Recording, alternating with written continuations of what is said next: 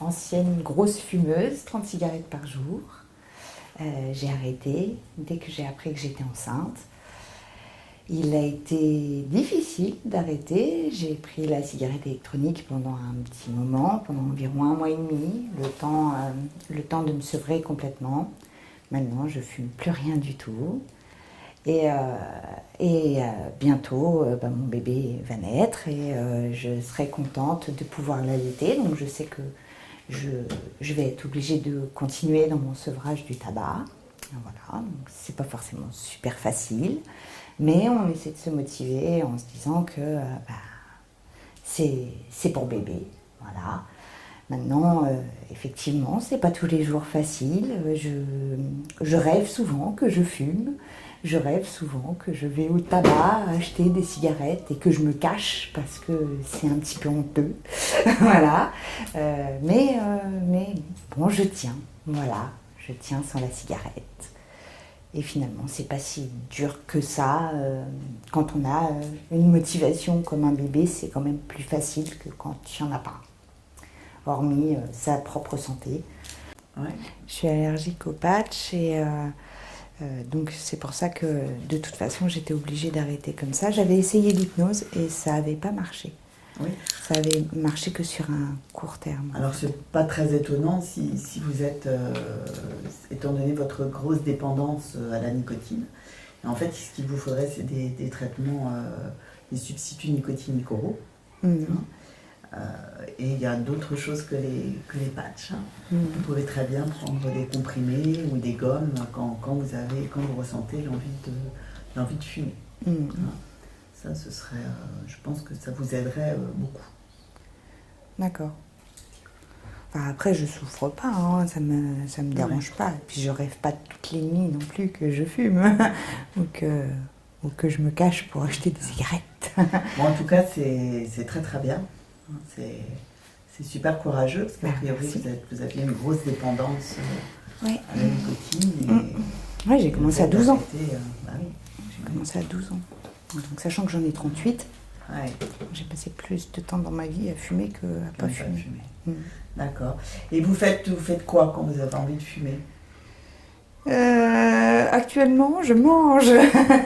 Non, c'est pas. J'ai réussi à me réguler par rapport à ça aussi. Au départ, j'avais la cigarette électronique et ça m'aidait bien. Ouais. Ça m'aidait bien, mais ça, c'est. Je savais que c'était de toute façon à court terme parce que voilà. Ouais.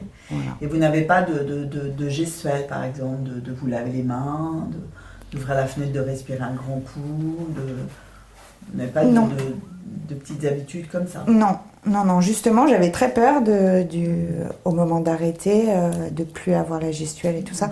Et en fait, non, c'est absolument pas le truc qui me dérange le plus.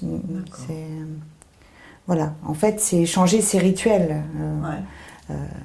Moi, j'étais quelqu'un qui commençait à fumer quasiment au réveil avec le café du matin, etc. Et maintenant, je prends un petit déjeuner. C'est un peu plus équilibré. D'accord. Voilà. Bon, avant, je ne mangeais pas le matin. Maintenant, il est normal de ne pas manger le matin. Les fumeurs ne mangent généralement pas le matin parce que la nicotine, en fait, elle a un effet hyperglycémique. Ah, oui. Et elle a un effet qui libère du sucre dans le sang. Et donc c'est pourquoi vous n'avez pas faim. D'accord.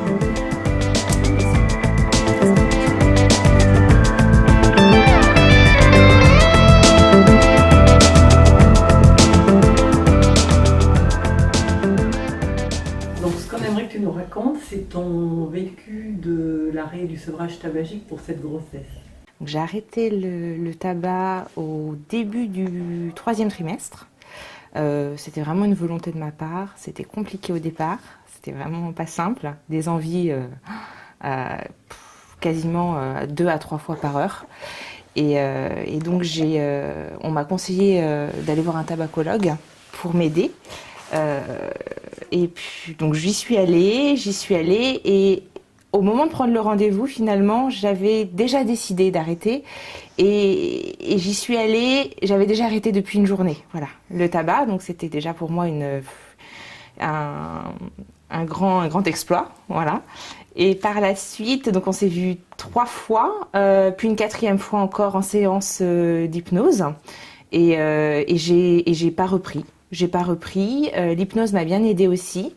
Et puis je me suis dit, c'est pour mon bébé, c'est aussi pour moi, mais c'est surtout pour lui. Et là, je n'ai pas repris et je veux surtout pas reprendre parce que c'est vraiment une drogue, un poison. Et l'allaitement se passe beaucoup mieux que lors de mon premier allaitement quand j'ai eu ma fille, où là je fumais 4 à 5 cigarettes par jour. Bien sûr, à distance des tétées, j'essayais d'espacer mes tétées avec mes cigarettes, c'est-à-dire de minimum 3 heures, 4 heures avant la prochaine tétée, hein, en fonction de... C'était compliqué, hein, c'était pas simple. Et puis ça me faisait culpabiliser, donc je voulais pas un allaitement où je culpabilisais à chaque fois, chaque cigarette c'était compliqué. Et pour Jean, pour mon fils, j'ai décidé de vraiment arrêter. C'était vraiment une décision avec mon conjoint en plus. Donc j'ai travaillé avec la dictologue, l'hypnose.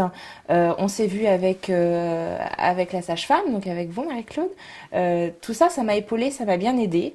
Et depuis, bon, j'ai quelquefois des envies quand on est en soirée mais le fait d'allaiter finalement, de pas boire d'alcool, d'éviter aussi trop de sortir parce que bébé il faut l'emmener un peu partout. Ça m'a bien aidée aussi, ça je dois dire. Et vraiment ma décision par la suite, c'est de pas recommencer. Voilà.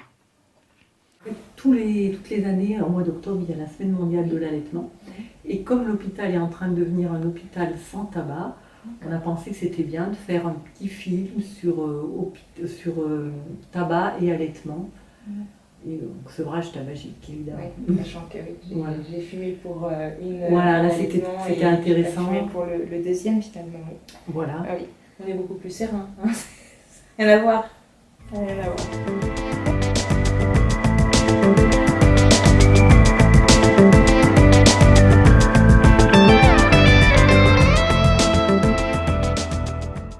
L'hôpital de Loches s'est engagé auprès de l'Agence régionale de la santé pour devenir un lieu de santé sans tabac, c'est-à-dire que l'usage de la cigarette ne sera plus autorisé sur toute l'enceinte de l'établissement. Cette semaine est la semaine internationale de l'allaitement. Depuis toujours, l'allaitement maternel représente la norme pour l'enfant. D'ailleurs, l'OMS recommande l'allaitement maternel exclusivement jusqu'aux 6 mois de l'enfant. Ce lait est totalement gratuit et toujours disponible. Pour la mère, grâce aux hormones, il permet à l'utérus de retrouver sa place après l'accouchement. Il permet également de perdre le poids qu'on a pris pendant la grossesse. Il protège du cancer du sein et du cancer de l'ovaire, ainsi que de l'ostéoporose. Pour l'enfant, grâce aux hormones qu'il contient, il assure une meilleure résistance aux infections. On a donc moins de bronchite, moins de diarrhée, moins d'otite. Il est également très digeste, protège donc des coliques du nourrisson.